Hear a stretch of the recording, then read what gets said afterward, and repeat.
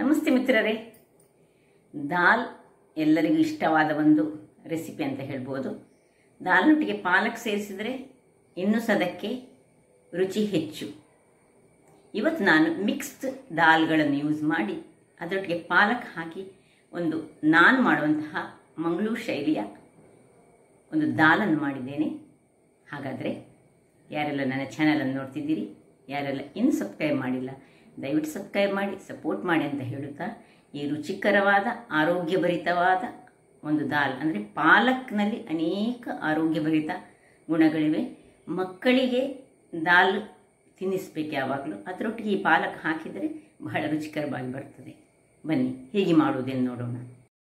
ವೀಕ್ಷಕರೇ, ಇವತ್ತು ಪಾಲಕ್ ಮತ್ತು ಮಿಕ್ಸ್ ದಾಲ್, ಇದು ತೂರ್ ದಾಲ್, ತೊಗರಿಬೇಳೆ, ಇದು ಹೆಸರು ಬೇಳೆ, ಒಂದು ಎರಡನ್ನು ಸಹ ನಾನು 50 ಗ್ರಾಮ್ಸ್ನಷ್ಟು ತೆಗೆದುಕೊಂಡಿದ್ದೇನೆ. ಇದನ್ನು ಒಂದು ಸಾಧಾರಣ ಒಂದೂವರೆ ಗಂಟೆಗಳ ಕಾಲ ನೀರಿನಲ್ಲಿ ತೊಳೆದು ನೀರಿನಲ್ಲಿ ನೆನೆಸಿಟ್ಟುಕೊಂಡಿದ್ದೇನೆ. ಇವತ್ತು ನಾವು ಮಿಕ್ಸ್ಡ್ ದಾಲನ್ನು ಉಪಯೋಗಿಸಿ ಪಾಲಕ್ನ ಒಂದು ರುಚಿಕರವಾದ ಸಿಂಪಲ್ ದಾಲನ್ನು ಮಾಡೋಣ.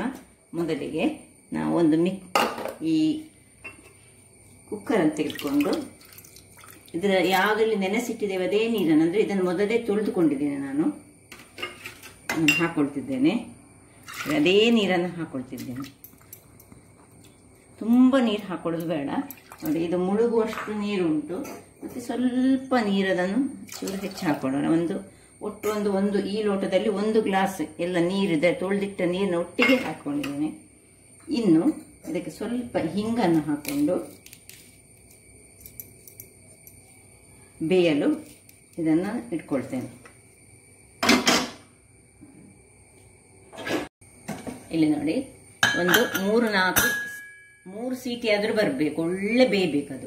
ಅಷ್ಟೊತ್ತಿಗೆ ನಾವು ಎಲ್ಲ ಈ ಪಾಲಕನ್ನು ಕಟ್ ಮಾಡ್ಕೊಳ್ಳೋಣ. ಟೊಮ್ಯಾಟೊ, ನೀರುಳ್ಳಿ ಮತ್ತು ಮೆಣಸನ್ನು ಕಟ್ ಮಾಡ್ಕೊಂಡು, ಶುಂಠಿ ಮತ್ತು ಮೆಣಸನ್ನು ನಾವೀಗ ಗುದ್ದಿಕೊಳ್ಳಿಕೊಂಡು ಅದನ್ನು ನನಗೆ ತೋರಿಸ್ತೇನೆ. ಅದರ ಮೊದಲು ಇದನ್ನು ಸಣ್ಣದಾಗಿ ಹೆಚ್ಚಿಟ್ಕೊಳ್ಳೋಣ. ಈ ಪಾಲಕನ್ನು, ಈ ದಂಟನ್ನು ಸಹ ಸಣ್ಣದಾಗಿ ನೋಡಿ, ಹೀಗೆ ಎಷ್ಟು ಸಣ್ಣದು ಮಾಡಲಿಕ್ಕೆ ಆಗ್ತದೆ ಅಷ್ಟು ಸಣ್ಣದಾಗಿ ಹೆಚ್ಚಿಟ್ಕೊಳ್ಳೋಣ. ಯಾಕೆಂದರೆ ನಾವೀಗ ಅದನ್ನು ಕುಕ್ಕರಲ್ಲಿ ಹಾಕೊಳ್ಳೋದಿಲ್ಲ, ಅದರಿಂದಾಗಿ ಇದನ್ನು ಬೇರೆ ಇದರೊಟ್ಟಿಗೆ ಫ್ರೈ ಮಾಡಿಕೊಂಡು ಮಿಕ್ಸ್ ಮಾಡಿಕೊಳ್ಳೋದು. ಕುಕ್ಕರಲ್ಲಿ ಹಾಕಿದರೆ ತುಂಬ ಬೆಂದು ಹೋಗ್ತದೆ, ಯಾಕೆಂದರೆ ನಮಗೆ ದಾಲ್ ತುಂಬ ಬೇಯಬೇಕು. ಅದರಿಂದಾಗಿ ಇದನ್ನು ಹೀಗೆ ಎಲ್ಲವನ್ನು ಸಹ ಸಣ್ಣದಾಗಿ ಹೆಚ್ಚಿಟ್ಕೊಳ್ತೇನೆ. ವಿಜಿಲ್ಗಳ ಬಳಿಕ ಇದನ್ನು ಆಫ್ ಮಾಡ್ಕೊಳ್ತಿದ್ದೇನೆ. ವೀಕ್ಷಕರೇ, ಇಲ್ಲಿ ನೋಡಿ, ಇದು ಕಟ್ ಮಾಡಿ ಆಯಿತು ಎಲ್ಲ. ಇಲ್ಲಿ ಇದು ತಣ್ಣಗಾಗ್ತಾ ಉಂಟು. ಇಲ್ಲೀಗ ಟೊಮ್ಯಾಟೊ ಸಹ ಕಟ್ ಮಾಡಿ ಇಟ್ಟುಕೊಂಡಿದ್ದೇನೆ. ಇಲ್ಲಿ ಒಂದು ಪಾತ್ರೆಯನ್ನು ಇಟ್ಕೊಳ್ಳೋಣ.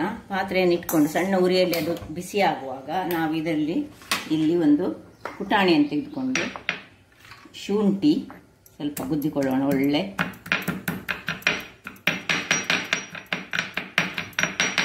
ಇನ್ನು ಮೆಣಸು ಗುದ್ದಿಕೊಳ್ತಿದ್ದೇನೆ. ಮೆಣಸನ್ನು ಇದಲ್ಲೇ ಚೆಂದ ಮಾಡಿ,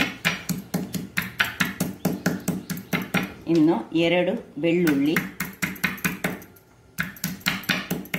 ಒಂದು ಪೇಸ್ಟ್ ಥರದಲ್ಲಿ ಮಾಡ್ಕೊಳ್ಳೋಣ ಗುದ್ದಿಕೊಂಡು. ಇಲ್ಲಿ ಬಿಸಿ ಆಯಿತು. ಅದಕ್ಕೆ ಸ್ವಲ್ಪ ಎಣ್ಣೆ ಹಾಕ್ಕೊಂಡು, ಇನ್ನು ಜೀರಾ 1 ಚಮಚದಷ್ಟು ಜೀರ ಬಿಸಿ ಆಗುವಾಗ ಹೊಡೆಯುವಾಗ ಏನು ನಾವು ಗುದ್ದಿಟ್ಟುಕೊಂಡಿದ್ದೇವೆ ಶುಂಠಿ, ಬೆಳ್ಳುಳ್ಳಿ, ಕಾಯಿಮೆಣಸು ಹಾಕ್ಕೊಂಡು ಇದನ್ನು ಚೆನ್ನಾಗಿ ಸ್ವಲ್ಪ ಹುರಿಯೋಣ. ಶುಂಠಿ ಮತ್ತು ಬೆಳ್ಳುಳ್ಳಿಯ ಹಸಿ ವಾಸನೆ ಹೋಗುವವರೆಗೆ. 3 ಬೆಳ್ಳುಳ್ಳಿ ಮತ್ತು ಅರ್ಧ ಇಂಚಿನಷ್ಟು ಶುಂಠಿಯನ್ನು ಹಾಕ್ಕೊಂಡಿದ್ದೇನೆ ನಾನು. ಇನ್ನು ನೀರುಳ್ಳಿಯನ್ನು ಹಾಕೊಳ್ಳೋಣ.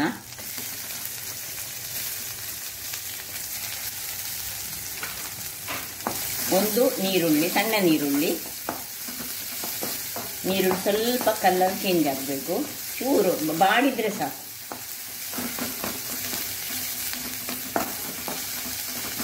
ಇಷ್ಟು ಬಾಡುವಾಗ ಈ ಒಂದು ಕಟ್ ಮಾಡಿದ್ದು ಸಣ್ಣದಾಗಿ ಹೆಚ್ಚಿಟ್ಟಾಗ ಇದನ್ನು ಇದಕ್ಕೆ ಹಾಕೊಳ್ತಿದ್ದೇನೆ. ಅದರೊಟ್ಟಿಗೆ ಸಣ್ಣದಾಗಿ ಕತ್ತರಿಸಿದ ಟೊಮೆಟೊವನ್ನು ಹಾಕೊಳ್ತಿದ್ದೇನೆ. ಎರಡನ್ನು ಸಹ ಒಟ್ಟಿಗೆ ಸ್ವಲ್ಪ ಬಾಡಿಸ್ಕೊಳ್ಳೋಣ.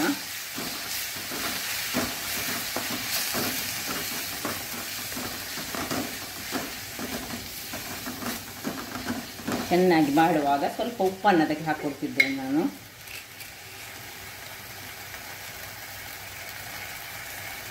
ಸ್ವಲ್ಪ ಹೆಚ್ಚಾಗಿ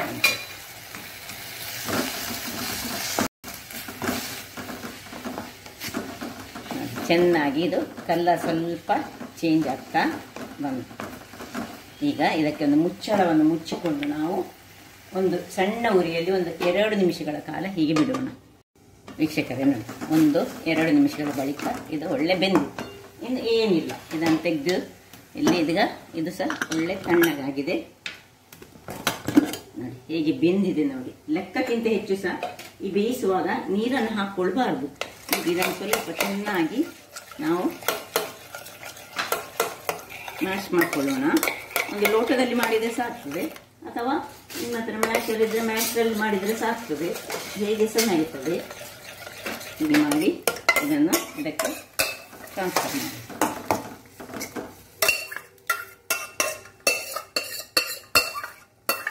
ಈ ದಾಲ್ನೊಟ್ಟಿಗೆ ಈ ಲೀಫಿ ವೆಜಿಟೇಬಲ್ಸ್ ಸೇರಿದ್ರೆ ಅದು ಸಹ ಪಾಲಕ್ ಬಹಳ ಉತ್ತಮ. ಇನ್ನು ಇದಕ್ಕೆ ಸ್ವಲ್ಪ ನೀರನ್ನು ಹಾಕೊಳ್ಳೋಣ. ಸರಿಯಾಗಿ ನೀರನ್ನು ಹಾಕ್ಕೊಂಡು ಎಷ್ಟು ಬೇಕೋ ಅಷ್ಟು ನೀರು, ಎಷ್ಟು ತೆಳು ಎಷ್ಟು ದಪ್ಪ ಅದು ನಿಮಗೆ ಬಿಟ್ಟದ್ದು. ಇನ್ನು ಕೊನೆಗೆ ಸ್ವಲ್ಪ ಹಳದಿಯನ್ನು ಹಾಕೊಳ್ಳಿಕ್ಕೆ ಉಂಟು. ಈಗ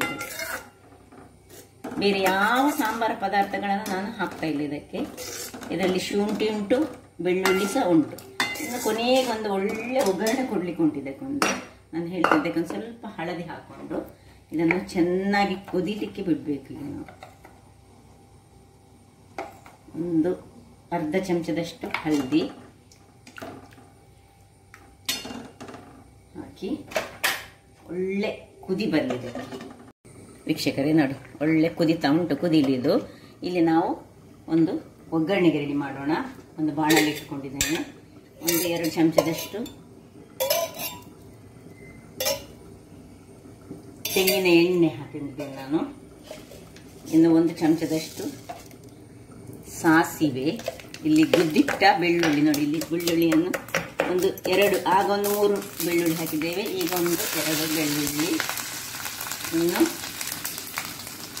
ಈ ಒಂದು ಮೆಣಸು ಹಾಕೊಳ್ಳೋಣ. ಇಲ್ಲಿ ಬೇಕಿದ್ರೆ ಜೀರಿಗೆ ಸಹ ಹಾಕೊಳ್ಬೋದು ನೀವು. ಸ್ವಲ್ಪ ಆಗ ಹಾಕೊಂಡಿದ್ದೇವೆ ನಾವು, ಅದರಿಂದಾಗಿ ನಾನೇನು ಹಾಕೊಳ್ತಾ ಇಲ್ಲ. ಇಲ್ಲಿ ನಾವು ಇದು ಮಾಡುವಾಗ ಬೇಕಿದ್ದರೆ ನಾವು ಇದಕ್ಕೆ 1 ಚಮಚದಷ್ಟು ಸಕ್ಕರೆ ಅಥವಾ ಬೆಲ್ಲವ ಹಾಕೊಳ್ಬೋದು.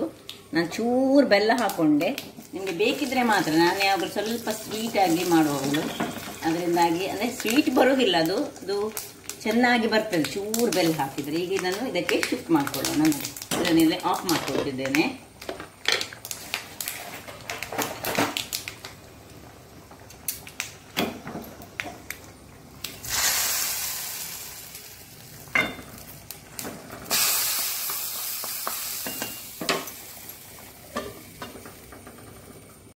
ವೀಕ್ಷಕರೇ ನೋಡಿ, ಏನು ಚೆನ್ನಾಗಿ ಬಂದಿದೆ ನೋಡಿ.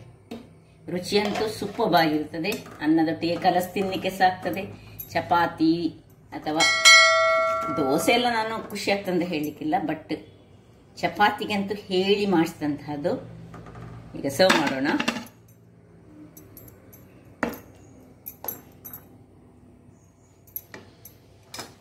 ದಪ್ಪದಲ್ಲಿಟ್ಟರೆ ಸಹ ಒಳ್ಳೆಯದಾಗ್ತದೆ.